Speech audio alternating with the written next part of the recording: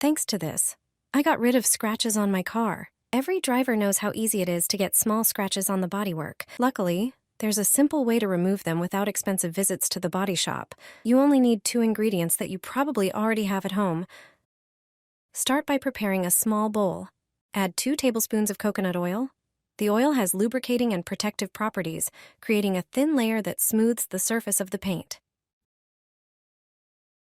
Next, add half a cup of vinegar.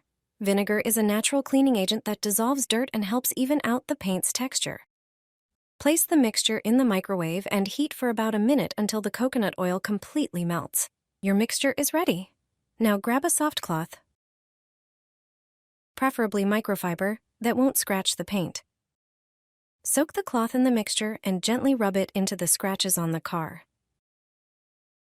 With this method, small scratches will disappear for good, and your car will look beautiful again. Try this trick and enjoy a shiny bodywork without unnecessary costs.